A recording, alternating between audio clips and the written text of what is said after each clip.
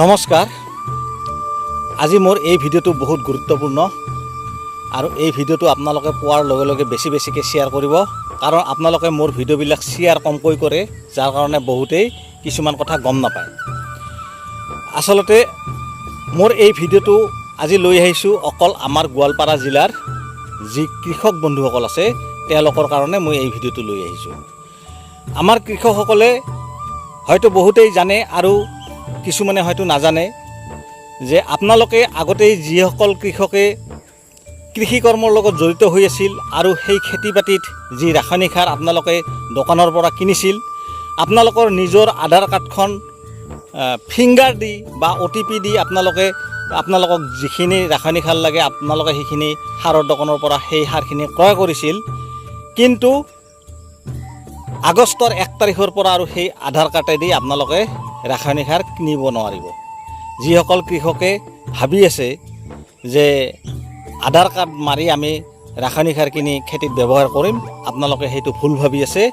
কাৰণ কিয়, আগষ্টৰ 1 তাৰিখৰ পৰা আপোনালোকৰ যদি কৃষি ID আছে তেতিয়াহ'লে সেই আইডিৰ থ্ৰুদি আপোনালোকে কিমান ৰাসায়নিক সাৰ লাগে আপোনালোকে বুকিং কৰিব লাগিব। আৰু এই নিয়মটো যে অকল আমাৰ গোৱালপাৰা জিলাতে হ'ব সেইটো নহয়, বা আমাৰ অসমতে যে হ'ব সেইটো নহয়, সমগ্ৰ ভাৰততেই এই নিয়মটো হৈ গৈছে। গতিকে সেইকাৰণে মই সাধাৰণ ভাষাত আমাৰ কৃষকসকলক কৈছোঁ, আপোনালোকে যিসকলে কৃষি ID বনা নাই অতি শীঘ্ৰেই আপোনালোকে ID বনাওক। আৰু ID বনালে কি লাগিব, আপোনালোকৰ আধাৰ কাৰ্ডখন লাগিব, লগতে লাগিব আপোনালোকৰ নামৰ মাটিৰ জমাবন্দীখন লাগিব। এই দুটা বস্তু হ'লেই আপোনালোকে IDখন বনাব পাৰিব। আপোনালোকৰ ওচৰত যি কৃষিৰ মানে গ্ৰাম সেৱক আছে, গ্ৰাম সেৱকক লগ ধৰি আপোনালোকে এই IDটো বনাব পাৰে বা তেওঁলোকে পৰামৰ্শ এটা দিব পাৰে। লগতে এই ছিষ্টেমটো যে কৰিছে, এই ছিষ্টেমটো অকল কৃষকসকলৰ সুবিধাৰ কাৰণেহে দিছে। আপোনালোকে ভাবিব পাৰে যে এই ছিষ্টেমবিলাক যদিও নিজে অলপ মানে টান বুলি ভাবে, কিন্তু আপোনালোকৰ এই ছিষ্টেমত কিছু উপকাৰত আহিব। কাৰণ কিয়, আপোনালোকে যেতিয়া কবিৰ খেতি কৰিব বা বিলাহীৰ খেতি কৰিব বা আলুৰ খেতি কৰিব বা কেপচিকামৰ খেতি কৰিব, যি খেতি নকৰক কিয়, আপোনালোকৰ যেতিয়া কৃষি IDটো মাৰি দিয়া হ'ব, সেই কৃষি IDটোত আপোনালোকে কি খেতি কৰিব সেইটো আপোনালোকে চিলেকশ্যন কৰিব লাগিব। আৰু সেই খেতিডৰাত বৈজ্ঞানিক পদ্ধতিত আপোনালোকে কিমান পৰিমাণৰ ৰাসায়নিক সাৰ বিঘাই প্ৰতি ব্যৱহাৰ কৰিব লাগিব, এই ডিটেইলছ মানে সাৰৰ পৰিমাণটো আপোনালোকে পাই যাব।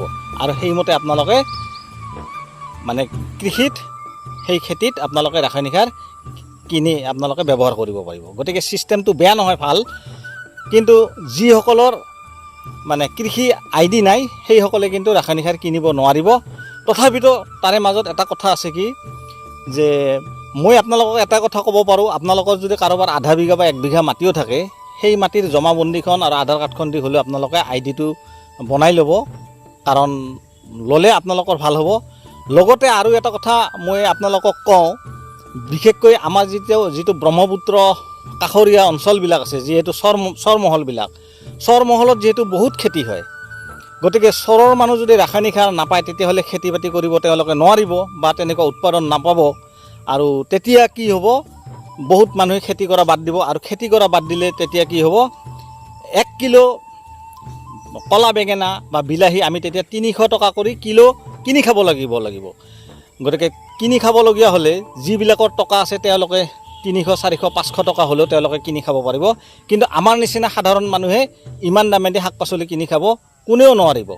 গতিকে সেইকাৰণে চৰকাৰে এইটোৰ ওপৰতো কিবা নহয় কিবা এটা ব্যৱস্থা ল'ব বুলি মই শুনি আছোঁ।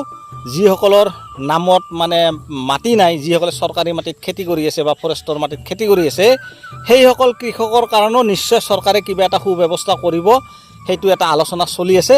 কিন্তু সাধ্যতে আগষ্টৰ 1 তাৰিখৰ পৰা আধাৰ কাৰ্ডেদি নহয়, আগষ্টৰ 1 তাৰিখৰ পৰা কৃষি IDৰে ৰাসায়নিক সাৰ কিনিব লাগিব। এইটো ছিষ্টেম আগষ্টৰ 1 তাৰিখৰ পৰা আৰম্ভ হ'ব। গতিকে মোৰ এই ভিডিঅ'টো যিমান পাৰে বেছিকৈ শ্বেয়াৰ কৰিব, যাতে আমাৰ গোৱালপাৰা জিলাৰ প্ৰত্যেকজন কৃষকে মোৰ এই ভিডিঅ'টো পায়।